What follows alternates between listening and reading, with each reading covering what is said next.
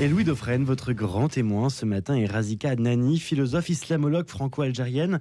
Elle publie Sortir de l'islamisme, c'est aux éditions Éric Bonnier. Elle est arrivée en France en 2011. Dans l'esprit de nos contemporains, l'islamisme est une maladie de l'islam et nombreux sont ceux qui entretiennent cette distinction. La situation en Syrie nous amène à en parler. Dans quelle mesure l'islamisme ou l'islam politique, puisque c'est aussi l'autre nom qu'on lui donne, est-il étranger à l'islam tout court ou en forme-t-il une déviance? Cette lecture, il est vrai, nous arrange. Elle perpétue chez nous l'idée que d'autres pourraient nous ressembler tant nous sommes autocentrés. Il se peut que nous soyons prisonniers de nos illusions, d'une vue de l'esprit occidental. Depuis quelques jours, on laisse sa chance au nouveau maître de la Syrie. Le rejet de la dictature déchue explique aussi cette attitude. Plus largement, avec Razika Adnani, philosophe, islamologue, franco-algérienne, écrivain, on va se poser une question simple. Qu'est-ce que l'islamisme, ce mot inconnu des musulmans eux-mêmes? Et c'est là qu'on aura peut-être la recette, ce qu'elle présente d'ailleurs dans son ouvrage, sur la manière d'en sortir. Bonjour Razika Adnani. Bonjour. Alors il y a une image qui vous a frappé, c'est que le nouveau maître de la Syrie prenne la parole, fasse son discours, son premier discours à la mosquée des Omeyyades. Oui, bien sûr. Pour moi, c'est un signal très fort à prendre en considération, étant donné que, comme je l'ai dit dans le petit texte que j'ai publié hier, il renoue directement avec une habitude d'avant la période de la Nahda, qu'on appelle en arabe la Nahda, qui est la période de modernisation du monde musulman, des sociétés musulmanes. Les années 30 ? Qui a commencé au 19e siècle. Et qui a on peut dire que la fin de la Nahda a eu lieu vers les années 1950. Et après, depuis les années 1950, c'était le renoncement aux acquis de la Nahda. Et ce qu'on a vu hier avec le Djoulani qui a été à la mosquée pour faire son premier discours, pour moi, c'est la fin un peu de cette Nahda. Et donc, il a renoué avec l'habitude des califes qui faisaient leur discours, et c'est là qu'on leur faisait aussi l'allégeance, ce qu'on appelle en arabe le mubayara, c'était à la mosquée, alors que les acteurs de la Nahda voulaient moderniser l'État. Donc il aurait pu prendre la parole au palais présidentiel. Au palais présidentiel, évidemment, parce qu'aller à la mosquée des Omeyyades en plus, cela veut dire exclure déjà une grande partie de la population. On exclut les femmes qui n'ont pas le droit de rentrer dans la salle de prière de la mosquée. On ne les voyait pas sur les vidéos. Quelles que soient les mosquées d'ailleurs. Quelles que soient les mosquées. Et les non-musulmans, et même les musulmans qui ne sont pas chiites. Et encore les alaouites qui sont des chiites. Donc dans une mosquée des Omeyyades, je pense qu'ils ne peuvent pas facilement. Là, je ne peux pas répondre exactement, mais en tout cas, aller dans une mosquée des Omeyyades est un signal fort aussi pour les chiites. Mais Razika Adnani, n'est-ce pas non plus l'idée, peut-être dans son esprit, de dire je renoue avec un certain prestige, une certaine histoire longue? Pour moi, c'est un retour en arrière. C'est vraiment tourner la page de la Nahda, tourner la page de la période de modernisation. Et c'est l'objectif des islamistes quand ils ont commencé leur riposte vers les années 1930. Tous les islamistes de cette période-là, et en particulier les frères musulmans, c'est un mouvement qui est né pour riposter, donc pour mettre fin à la Nahda. Pour eux, cette modernisation était une catastrophe pour le monde musulman et pour l'islam. Donc tout leur travail qu'ils ont mené dès les années 1930 jusqu'à nos jours, c'était l'objectif de mettre fin à aux acquis de la Nahda. C'est-à-dire que la lecture de l'événement que nous sommes en train de vivre en ce moment, il faut la voir à plusieurs étages. Il y a un premier étage qui consiste à dire c'est la dictature déchue qui est abattue, on renverse les statuts et c'est la dictature sanguinaire de Bachar el-Assad qui prend fin. Mais s'il y a une lecture du temps qui est beaucoup plus longue, beaucoup plus profonde, il faut relier ça en fait à un phénomène de rejet que les islamistes ont travaillé depuis des décennies et qui aboutit maintenant. Exactement. Et pas seulement en Syrie. Dans tout le monde musulman, on voit le retour en arrière, et ce retour en arrière a commencé dès les années 30, et l'objectif, c'était de mettre fin aux acquis de cette période de modernisation. Ce qu'il va faire, à votre avis, Razika Adnani, est très prévisible maintenant. Si vous dites de manière catégorique que voilà, il se situe dans un retour en arrière, on sait ce qui va se passer en Syrie. On peut prévoir ce qui peut se passer en Syrie, mais on n'est jamais sûr à 100%. Mais de toute manière, il y a une réalité, le retour en arrière, le retour des islamistes, le retour de l'islam en politique, alors que à partir du 19e siècle, il y a eu ce projet de moderniser l'État, même si le projet n'était pas totalement abouti. L'islam reste la religion de l'État dans pratiquement tous les pays musulmans, en dehors d'Atatürk qui a pu déclarer la Turquie comme un État laïque, même si la Turquie elle-même fait le retour en arrière aujourd'hui, on le voit avec Erdogan. Donc c'est la revanche des islamistes, la revanche de la religion dans le domaine politique, alors qu'on a essayé de la pousser vers la porte de la sortie. Elle n'est pas complètement sortie, mais quand même, il y avait beaucoup de choses qui ont été réalisées dans le domaine politique, l'organisation de l'État, mais aussi dans le domaine social de la société. Et on Par exemple, les femmes qui ne portaient pas le voile dans les années 30, 50, 60, aujourd'hui, la majorité porte le voile, par exemple. Et ça c'est une caractéristique de toutes les sociétés qui sont entrées dans ce retour en arrière, dans ce que vous appelez le retour en arrière. C'est un signe que la religion a repris la main sur la société et sur la politique. Est-ce que tous les islamistes ou rebelles se valent? Est-ce qu'il faut les mettre en... les aligner d'une certaine façon? Est-ce qu'il y a des oppositions, des nuances entre eux, ou est-ce qu'on entre là dans des distinctions géopolitiques qui sont un petit peu superflues entre ce que représente donc le nouveau maître de la Syrie, ce que représente l'État islamique par exemple? Il y a certainement des différences dans la manière de faire, mais ce qui est important, c'est que tous, ils ne séparent pas l'islam de la politique. Ce sont tous des islamistes dans le sens qu'on donne, avec le sens qu'on donne à ce terme en Occident, comme vous l'avez dit tout à l'heure et comme je le dis dans l'ouvrage, le terme islamisme n'était pas connu dans la pensée musulmane ni dans l'histoire de l'islam. Il n'avait pas d'équivalent dans la langue arabe. Et on a essayé de lui créer un équivalent. On a créé le terme islamawiya en arabe, mais il est très très peu utilisé encore aujourd'hui dans le monde musulman. Les journalistes, par exemple, les écrivains préfèrent le terme islam radical, islam extrémisme, les extrémistes, les fondamentalistes, mais pas le terme islamiste qui n'était pas connu dans la pensée musulmane. Mais comment les médias de pays arabes parlent-ils des mouvements islamistes? Des extrémistes. Et ça, tous les musulmans... Des fondamentalistes, des extrémistes. Là, tout le monde est d'accord là-dessus. C'est un point commun avec la manière de nommer qui prévaut en Occident. Parce que dans la pensée musulmane, il n'y a pas d'islam et d'islamisme, autrement dit, comme on le voit en Occident, un islam soi-disant qui n'est pas politique et un islam qui est politique.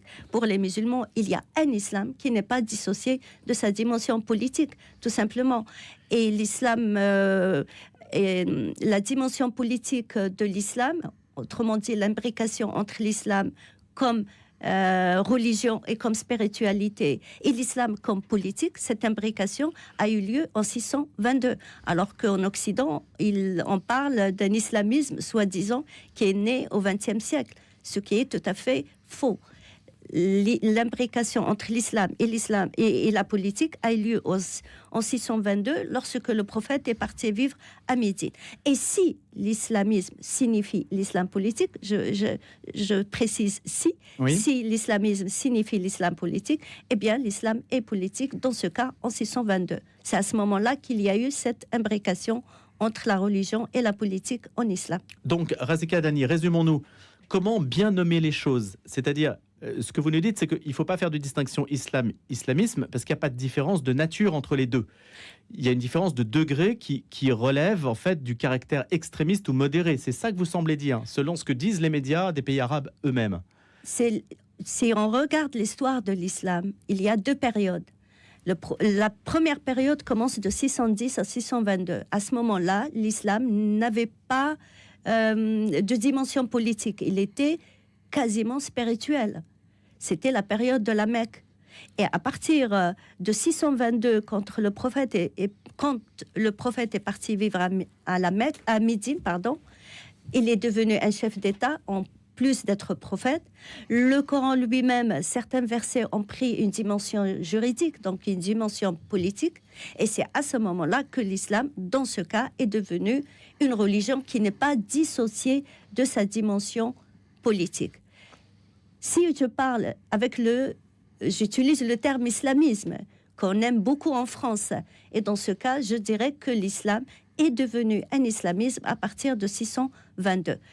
Mais les musulmans considèrent que la partie médinoise où l'islam a pris une dimension politique est indissociable de l'islam. On ne peut pas les dissocier. Et il faut savoir que la question faut-il les dissocier ou pas a été posée en islam bien avant l'Occident. On est déjà au 8e siècle quand les musulmans se sont posé la question, l'islam est-il seulement une spiritualité ou une spiritualité et une organisation sociale? Et comme je le dis, d'ailleurs, même je l'ai dit dans d'autres ouvrages, après plusieurs discussions, ils ont décidé que l'islam ne pouvait pas se dissocier de sa dimension politique. Et c'est pour cela que je parle de la victoire de l'islam des juristes. Et donc, cette coagulation du droit, de la spiritualité, de l'organisation sociale, ça forme ce tout homogène, ou présenté comme homogène, qui donc n'est pas soluble dans d'autres manières de penser. Si on vous suit précisément, ça a l'air de dire qu'il n'y a pas de possibilité d'adapter ce mode de pensée à d'autres manières de voir, au pluralisme en particulier. Il y a, comme je l'ai dit, dans l'histoire de l'islam, il y a eu déjà des questions vers le 8e siècle, lors de la civilisation musulmane et au début du 19e siècle lors de la Nahda, où la question comment faut-il séparer l'islam de sa dimension politique, juridique ou pas? Et généralement, on finit par adopter ou, comment dirais-je, confirmer l'idée que l'islam ne doit pas être séparé de sa dimension juridique, donc de sa dimension politique. Et moi, je pense qu'on ne pourra pas sortir des problèmes qui se posent si on ne sépare pas l'islam de sa dimension politique et juridique. Est-ce possible? Je pense que c'est possible s'il y a une volonté de le faire. Alors, comment, une question, Razika Adnani, sur la manière de se percevoir. Comment le musulman qui n'est pas extrémiste, qui n'est pas terroriste, qui n'est pas fondamentaliste, qui n'est pas tout ce que l'Occident rejette, comment peut-il se nommer par rapport à ça? Quand on parle de l'islam, il faut toujours savoir que je parle de l'islam comme religion. Et ensuite, il y a les musulmans qui ne sont pas tous dans la même pratique de l'islam. Comme dans toutes les doctrines, dans toutes les religions, les adeptes ne pratiquent pas tous la doctrine ou la religion de la même manière. Il y a déjà, par rapport aux musulmans, il y a beaucoup qu'on appelle musulmans qui ne sont plus musulmans. Parce qu'ils viennent de pays musulmans ou parce que leurs parents sont musulmans, on continue de les appeler musulmans, mais qui ne sont plus musulmans. Qu'est-ce qui vous permet de le dire? Ce sont eux qui le disent d'eux-mêmes? Oui, il y a beaucoup qui ont quitté l'islam. Et qu'est-ce qu'ils sont alors? Ils sont sans religion? Certains se présentent comme des ex-musulmans, d'autres, ils ne le disent pas. Mais il y a beaucoup, dans l'histoire de l'islam, il y a toujours eu ceux qui ont quitté l'islam, même au temps du prophète. À l'époque du prophète. Donc il y a toujours eu des gens qui quittent l'islam. Ce n'est pas nouveau et ça fait partie de la nature humaine. Et donc il y a aujourd'hui ceux qu'on appelle musulmans qui ne sont pas musulmans, d'autres qui sont musulmans mais qui ont juste la foi et qui ne vont pas au-delà de cela, donc ils ne sont pas dans la pratique de l'islam. Il y a d'autres qui ont la foi et qui sont dans la pratique de l'islam, dans la pratique de la charia. Mais il faut savoir que la charia englobe toute la vie d'un musulman, c'est-à-dire la pratique du culte, par exemple la prière, comment faire la prière, comment jeûner, les règles. Tout est codifié. Tout est codifié, mais les règles qui concernent la pratique du culte font partie de la charia et les règles qui organisent la société. Donc il y a ceux qui ne pratiquent que la partie de la charia qui concerne la vie spirituelle du musulman. Il y a d'autres qui sont dans la pratique de toute la charia. Et ensuite, il y a ceux qui veulent l'imposer aux autres et qui sont dans un activisme politique. Donc, il y a plusieurs catégories de musulmans. Ils ne sont pas tous au même degré de la pratique de l'islam. Mais vous, est-ce que vous recommandez, Razika Adnani, vous recommandez aux médias d'utiliser le terme islamiste et comment l'utiliser? Moi, comme dans l'ouvrage, je dis que je l'utilise dans le sens de l'islam politique. Je l'explique. Donc, j'explique d'où vient le mot, l'islam politique, son origine et pourquoi, dans le livre, j'utilise le terme islam politique. Mais vous dites aussi, si je vous suis, c'est préfacé par Rémi Brague, qui sera d'ailleurs notre invité et qui, on le sait bien, est un spécialiste et touche à la nature des mots et aime beaucoup triturer, si je puis dire, cet aspect sémantique. Vous précisez exactement qu'est-ce que l'islamisme et vous dites cela ne concerne pas quelle est son origine, quelle est sa relation avec l'islam. Déjà, se poser la question qu'il peut y avoir une distinction entre les deux aujourd'hui, ça remonte à c'est ça que je voulais vous obtenir de votre part comme explication. Ça remonte au XVIIIe siècle pour nous, en Occident, où on s'est posé cette question-là de manière un peu sérieuse. Le terme islamisme n'existait pas en Occident avant le XVIIe siècle. On parlait de mahométisme. On parlait de mahométisme. Il a été créé... donc, il y a dans ce terme le terme islam et les suffixes isme. Donc, il a été créé pour désigner la religion musulmane, comme le christianisme désigne la religion chrétienne. Et c'est ça, c'est neutre en fait. Voilà. Et ce n'est qu'après, au début du XXe siècle, il a été abandonné complètement ce terme pour être donc on a pris à la place le terme islam, donc c'est lui qui a fini par s'imposer au début du XXe siècle.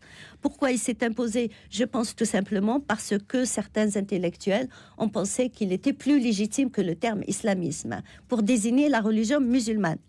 Parce que les musulmans utilisent le terme islam pour désigner... C'est ça, c'était de reprendre le terme tout simplement des locuteurs musulmans. Exactement. Ce n'est qu'au début des années 1980 qu'il a été utilisé à nouveau, mais cette fois-ci pour désigner ce qu'on appelle l'islam politique. Que l'on constate aujourd'hui, Razika Adnani. On doit se quitter malheureusement autour de cette idée.